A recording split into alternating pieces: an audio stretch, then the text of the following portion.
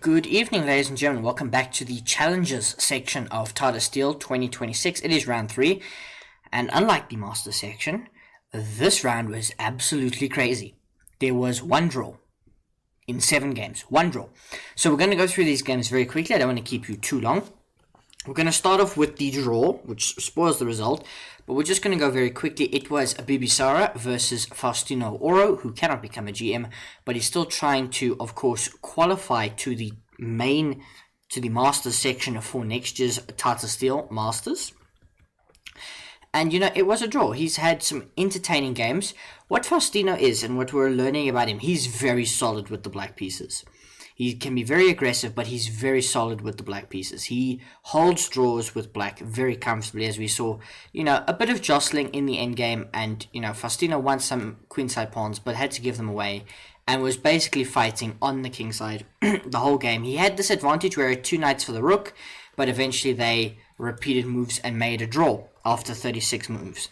So not much to see there. But oh man, was every other game chaotic. We start with Max Varmerdam versus Vendon Panesar, e4, e5, and a central game with d4 and e takes d4, queen takes d4. When do you ever see this at Grandmaster level? I'll tell you who, Jan Nepomniachtchi used to play this. Jan Nepomniachtchi, he who would challenge for the World Championship a couple of times and win a World Blitz Championship, although dubiously, used to play this, the central game. And you're completely fine getting your queen kicked around, but you go for development and you play long castles, and you get a fighting game. That's what this is all about. You strengthen the center, you do bring the queen back, you kick out the bishop, although not really because there's that hook, fishing hook. It's a tactic you should learn. The queen gets attacked, it gets not traded. Black just wants a counterattack. Just counterattacks everything. White is better after queen b8, surprisingly enough. Despite the fact black has coordinated just about every piece on the queen side going after the white king, white's better. White's better if they play bishop takes b4, and that's what they do. You can take it now because there is no fishing hook anymore. There was when you took with the pawn, but when you take with the bishop, there is not. So queen takes knight, and now you bring the bishop back. Pawn comes forward, and now you put your knight in the center. There's a trade. Rook takes, sacrificing the rook kind of, because if bishop takes, I take your queen. So queen drops back, and now you take. Queen takes, and simply king b1. And white is just better, an upper pawn. And you've got to consolidate. Bishop takes knight, and now you bring the queen out to e3. You just got to make sure you don't get mated. We cause some back rank problems. We play queen d3. No queen trade, but we trade off at least one set of rooks, and we bring the queen forward. The queen does not want to be traded, but you have to give up a second pawn. Max Varmerdam is completely winning, and somehow he wins this with the damn central game. It's unbelievable what he did. He consolidates the position, and after h3, 35 moves, Max Varmerdam up 3 pawns just wins. Just wins. Absolutely incredible performance. He resisted the attack, he calculated correctly, and he won playing e4, e5, d4, and got his queen out on move 4. We move to the next game, Carissa Yip versus Marc-Andrea Marizzi. And we will get to one of the plays in a moment. We get knight to c3, the Vienna game, which is already interesting. Now we get knight to c6 and a3. a3 on move 3. Now, most of you and I probably will know the, symmetrical variation with queen g4 if you've ever studied the Vienna game. a3 is just, I don't know what that is. So we get knight to f6 and now d3 and d5, bishop out to g5, takes, pawn takes. We don't allow the queen trade. We have bishop to e7, now bishop to b5. The queen's just staring at each other, but it's not beneficial for either side to take, so we castle. Now we take, damage the structure, and we play knight to f3. Still, no one wants to trade queens. We'll trade bishops, and now the queens don't see each other anymore, and play short castles. And what we've got here is knight for bishop imbalance, but also a pawn structural imbalance, where black has got a lot of pawn islands, but potentially some dynamic play. a5, queen d2, knight to c5, queen to e3, f6, rook fd1, rook to b8. Now, how do you defend the b pawn? You have to push it forward, but now I've got bishop to g4, knight drops back to e2, rook fd8, h3, bishop drops back, knight to g3, chases the bishop further away. It's just staring into what you could consider a wall, but only for now, because this can't be defended with another pawn. You've got your knight in the way, so it's got to be defended with pieces, and that can be difficult to do for long term. So knight to f5 intercedes, but now I take. Pawn takes, and now rook to d5. Queen to c3, queen to d6. We trade the rook, but we allow black to undouble their pawns. And despite this improvement to the structure, the ancient thinks white is ever so slightly better. Despite this, black has two central pawns coming down the board. They can push the c-pawn. They've got an active rook. The ancient thinks white is better. I cannot explain it to you. You can grab here, and that's probably why white gets to go up the pawn, but d4. Queen e1, queen d7, queen e2, queen d5, knight to d2. You might ask, wait, hang on a minute, why didn't you grab this? That loses to queen c4 check, picking up the knight. So you couldn't do that, so you had to play queen d5, knight drops back, now d3, sacking the pawn to get this one, and now rook to b1, we simply play rook to b6, queen out to h5, I can play h6, but white is completely winning. Carissa Yip is bust. She's played with house money, and it's no good, but Marc-Andre Morizzi gives away all his advantage. Knight to e4. The advantage swelled here because the correct move to play is king f8. King f8. Gutsy move. Because the thing is, mate is threatened. You can't go back with the rook. You can't really go back with the queen. Both moves are really no good. h6 is logical to give the king an escape. But now, knight to e4 is the wrong plan. What you need to do is you need to go the other way. You need to go knight to c4. This is apparently the way to play for the advantage, because what would happen is you would get rook to b5, and then you would play a4, now rook to b4, and now a5, so a4, a5, rook b5 again, a6, then knight to d4, queen d8 check, king h7, rook takes b5, knight takes b5, and this is the position that you would get. And this is completely winning for white. The pawn is running away, the queen is well infiltrated, they've got checks and so on and so forth. This knight is well placed, completely winning. Knight to e4 loses, because you've got, so for example, queen d7, which is good enough. It trades the queens, it keeps the advantage manageable for black, but now we get g4. King e7, king g2, this will have to be won in an endgame, and not in a knight endgame just yet. We play c6, a4, knight e2, rook a1, knight f4 check, king h2, we pick up one pawn, unfortunately a5 gets played, so now rook a6, now rook a3. You've got to go back to f4, and now I play h4. Knight drops into d5, and king to g3. Black has got like this pass pawn, which is not causing problems because it's well blockaded.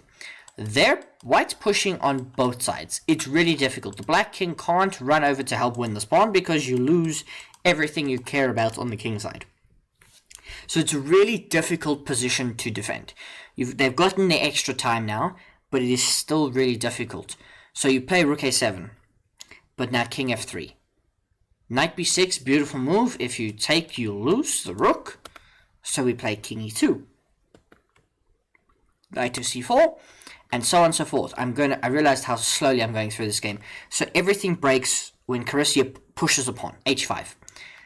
f3, and this game is won because you've allowed too much play on both sides of the board. Eventually it was check. The idea is to pick up the pawn, but the rook infiltrates, pushed through, and the king can't stop the pawn because of knight to e6.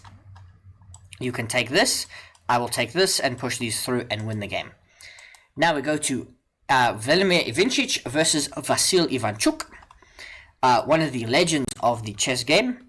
We get a Petrov defense. We get this interesting line, which transposes into a main line, where we trade off every single knight. These two guys just hated horses. The queen comes out to h5, you have to play g6, now queen h6, bishop drops back to f8, and here you could probably repeat moves, but we don't do that. Bishop e7. I'm sorry, it's a bit late here. Rook b1, b6, short castles, c6, queen e2, h5, bishop e3, bishop e6, f4. queen d7, bishop to d4, and this game's going to come to a head because black can play short castles and walk right into this attack, and now they cannot play long castles, so they've got to keep their king in the center or go for a king walk. I realize I might have said long castles. This is short castles, this is long castles. Just making it clear that I know which way castling is. Now a4, just to undermine everything on the queen side, bishop to g4, queen slides over to f2, and now queen e6. White is better. It's hard to prove that though, because even though this king is weak and black's position is on a knife's edge, you've got to find the right way to do it, and the right way to do it is a5, but instead we go bishop to a6. King slides over to f8. I mentioned this idea a while ago. h3. Now rook bd1, rook d8, queen e2, c5. Bishop drops back. King g7. King g7, rook d2, c4, bishop to d4. How's this bishop getting back, by the way? This bishop's just trapped over here. So long term, that might be a worry as the rooks now maneuver again. White struggles to make progress. Like, the position has locked up. The only play now is with these three pawns on the queen side. White is targeting them as best as they can. You can't really bring the bishop because then this comes with tempi, provided the rook is moved. Everything's locked up here. Neither side can really break through this on the king side, so all the play is being shifted to the queen side. So, king to g8. Rook dd1. Now bishop to e4. Now rook db1, queen f5. How do you defend this? You can play rook b2, okay. Rook dd8. Now you swing the rook over, rook f1. Queen drops out. And this game is about maneuvering. And it's going to be about who maneuvers the best. Eventually we get a pawn break on the king side, which looks impossible, because it is. But somehow, eventually it's got it to work. And he got Ivanchuk down to 1 second on the clock with a move to make. e7 was played though. Ivanchuk played rook fe8 with 1 second on the clock. He gained his 30 seconds and he gained his 30 minutes, and he is completely winning. Completely. A blunder in time pressure, and he should go on to convert this as he launches a devastating attack against the black king. And he stops the promotion. He trades off a set of rooks, plays king e2, and now queen h3 is the final nail in the coffin for black. They play queen f4, check, you can go here, check, you can get out. It's mate in 3. Vasil Ivanchuk wins. Now we move on to Elian Robers versus Aiden Suleimane. It was a Caro-Kann, maybe? I don't know, really weird opening. Like this. This is some proper niche stuff with the queen on e4 after 7 moves and the only piece developed. It gets kicked around a couple more times. And it's just crazy how many queen moves Elian Robers makes. And she's worse. Make no mistake about it. You cannot play chess like this. Black is better. But it's dynamic. It's something different. It gets her opponent out of preparation. She's got a 20-minute time advantage. So hopefully she can utilize this. Both sides long castle. So there's not that, indifference, I suppose, that difference where you've castled on opposite sides. There's not that inner dynamic, but now you've got a maneuver. One player has got a knight, one player has got 2 bishops. So it's about how you maneuver. You would like to open the board up, perhaps, but that's really difficult to do. There's no pawn breaks. It's a lot of piece play. We sacrifice the bishop, we sacrifice the rook, neither of which can really be taken at the particular moment. Check. Black is just better. Black has been better for all of this game as they make the second time control, and black is tangibly better. The material is equal. White's got a ruined pawn structure. There is the threat now that there's opposite colored bishops, so if you trade off all the rooks, it might be a draw. You do have a 2-on-1 in terms of white on the queen side, but that might not be enough. This 4-on-3 is more 4-on-2. So, rook 8d7, now rook to b3, the bishop looks to attack, now we continue to maneuver the rooks, king goes over to d2, which is brave, but you can't really put too much pressure, rook slides over to h5, you have to play king e2, and we go back here. You might say, wait, hang on, why don't you just take this? You can, but bishop e4 now might create a bit of a problem for everything, because if you take here, what I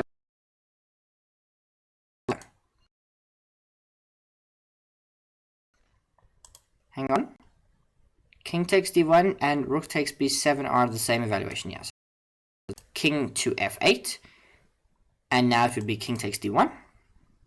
And you've just got to be careful you don't lose the bishop while it's still defending the rook. Anyway, rook hd5. Now rook to d2. And now we play bishop to g5. Kick over the rook. Rook slides over to c2. And now we play f5. And this is how Alyudin chooses to build. He's still, playing with the initiative. He doesn't want to trade rooks. He's very cautious about how he trades rooks, if he's going to trade rooks. And his rooks are doubled well. Rubis makes a couple of mistakes that gives a tangible advantage despite winning a pawn. She's gone a pawn up, but it's not worth it. The white king is in dire straits, and the pawns are just too weak. You have to sacrifice one. You even get 2 runaway pass pawns. But surely this is not enough to overcome the material disadvantage. We go down a piece. We invest in the pawns, but it's not good enough, as they never have time to make the difference. It's now mate in 6. It cannot be avoided. Check, and all the way check, and here, and you win. Because even if you don't get mated, which you most likely will, king f1, I'm going to at least pick up this rook. Sorry, let's stop the pawns. Anyway. Penultimate game. We've got 15-year-old Chinese international master Lu Mioi versus American prodigy Andy Woodward. The game of the prodigies, I suppose, as both players bust out an Italian game. Quickly, bust through a whole bunch of theory. Queen f6 is a line. We build in the center with d4. There's not too much to discuss. They have used time, but it's negotiating the intricacies that always come with the Italian game. Sacrificing a pawn, kind of. Queen can't take just, by the way, because I would take the knight for free, because the f-pawn is pinned to the king. You can't hand your king. So, bishop to e6 now intercedes that pin. We play e5, takes, queen moves out the way, and now we drop the bishop over. Knight drops out, bishop to e4, and now it's about how do you break through. This is a very interesting position. It must have been interesting to play. I have no doubt. The Italian game always is. Queen takes d1 is interesting, but you protect b3. And this game, how is it going to be settled? How is it going to be settled? There's like no indifference. The indifference here, or the material difference, the imbalance, is these 2 pawns versus this one. I've got a bishop versus your knight. I've got, this 4-on-3 over here to counteract your 2-on-1. But my 1 is really difficult to defend. Your 3 is much easier to defend, but it does come with the added benefit of me attacking your king. So, what's going to happen? Rook to d1, queen a4, rook to d2, now b6, now f4, now c5, now f5, rook to e8, f6, queen b3, clutch move, rook intercedes, now e6, now takes, king takes, very brave move. You could have left that as an umbrella pawn. You allow the check, but you slide over to f8, and you're safe. Queen h4, rook e7, now rook e3, now king e8, now bishop a8, inaccuracy, a4 was better to push the pawn, to freeze the pawns. Check, you get out of the fork, knight comes back in, rook e3 loses.